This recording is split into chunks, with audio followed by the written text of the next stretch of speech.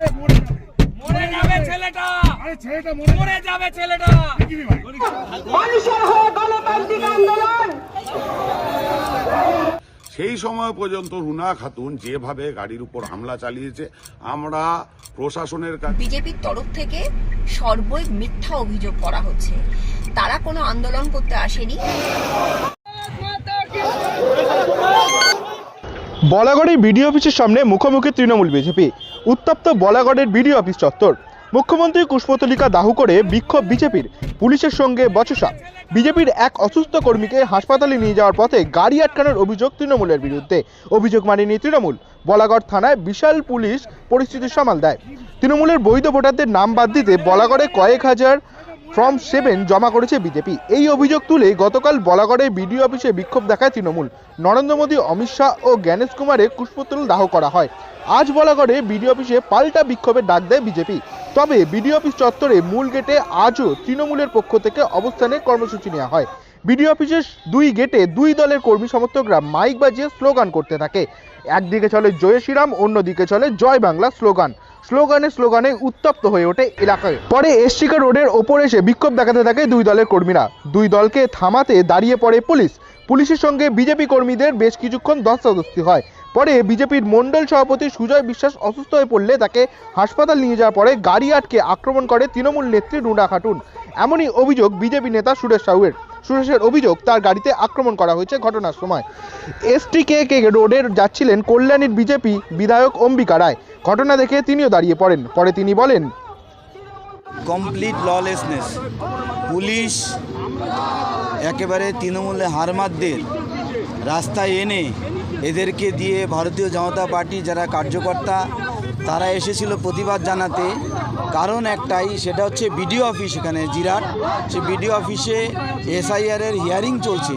সেই হিয়ারিংটাকে যাতে ডিস্টার্ব করা যায় তার জন্যে তারা মাইক বেঁধে কমপ্লিটলি পুরো চোখ করে দিয়েছে বিডিও অফিসে, যাতে হিয়ারিং না করতে পারে।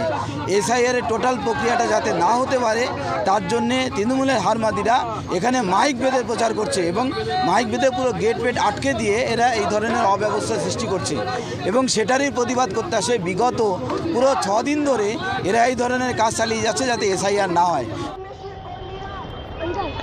পাল্টা তৃণমূল কংগ্রেসের নেত্রী রুনা খাতুন বলেন, বিজেপির তরফ থেকে সর্বই মিথ্যা অভিযোগ করা হচ্ছে।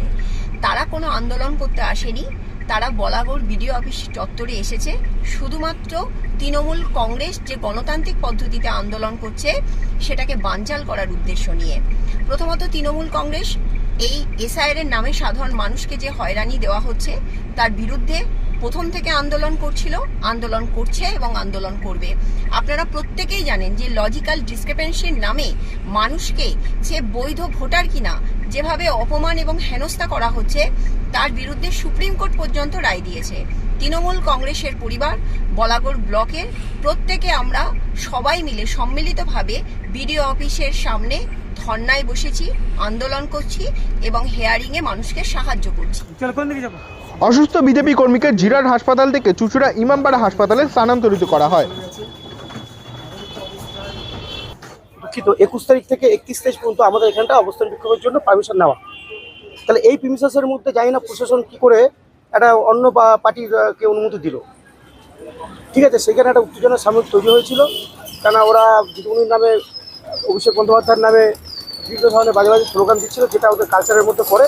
তা আমাদের কিছু ছেলে তাদেরকে বলেছে দিতে না, সেই নিয়ে সাময়িক উত্তেজনা হয়েছিল। কিন্তু যেটা হয়েছে সেটা ঠিক হয়নি, কারণ যেহেতু পারমিশন রয়েছে এখানে বিডিও অফিসের সামনে, যেহেতু আমরা করছি সেই পারমিশন কপি আমাদের আছে এবং বড় কাছ থেকেও আমাদের পারমিশন নেওয়া আছে।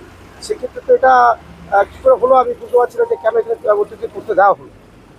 আর এই বিক্ষোভ দেখাতে আসায় পুলিশের একটা অংশ রুনা খাতুনকে লেলিয়ে দিয়েছে তাদের দুষ্কৃতী বাহিনীকে সঙ্গে নিয়ে, যার জেরে আজকে এই বলাগড়ে আমাদের একাধিক কার্যকর্তার উপর হামলা চালিয়েছে। রুনা খাতুনের নেতৃত্বে যে সকল দুষ্কৃতীরা এসছিল, সেই হামলার জন্য আজকে আমাদের মণ্ডল সভাপতি সুজয় বিশ্বাস সে আহত হয়েছে। তাকে যখন নিয়ে আমাদের গাড়িতে করে আসছিলাম এই বলাগড় হাসপাতালে, সেই সময় পর্যন্ত রুনা খাতুন যেভাবে গাড়ির উপর হামলা চালিয়েছে, আমরা প্রশাসনের কাছে পরিষ্কার বলে দিচ্ছি, যারা আজকে এই ধরনের হামলা চালিয়েছে তারা যদি গ্রেপ্তার না হয়েছে বলাগড় আমরা পুরো অবরুদ্ধ করে দেবো।